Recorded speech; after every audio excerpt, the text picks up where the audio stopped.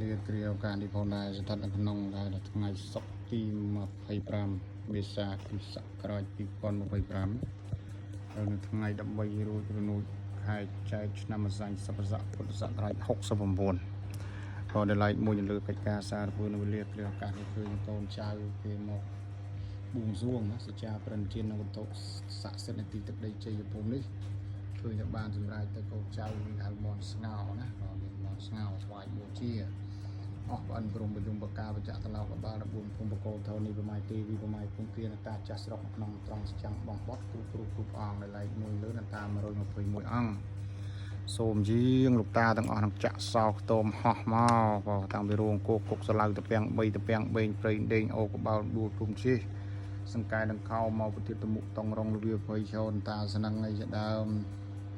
បានសែបសោយវិយាហាបូជាកណាឲ្យជួយប្រោះជួយព្រមទុំពរជ័យជួយកាន់ក្នុងរងមុខកូនសិស្សនឹងយើងខ្ញុំទាំងអស់គ្នាការពារស្ត្រូវទាំង3ទឹកគេបាក់បកផ្លោកខ្លាចលីចាក់ចាយជ្រឿជម្បិលត្រូវទឹកកមុនត្រូវថ្ងៃចៃត្រូវភ្លើងឆ្លឿងត្រូវកបោ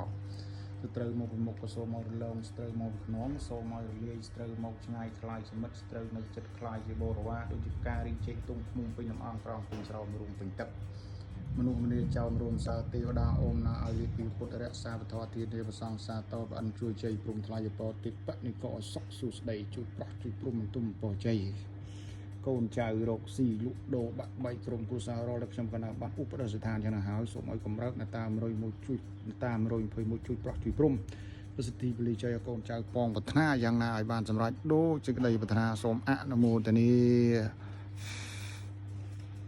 ក៏ស្រមតាគង្គីណាក៏តែមានកូនចៅគង់ពរក៏ថាបាក់បែកក្រុមគ្រួសារអំពី1000នេះដែរ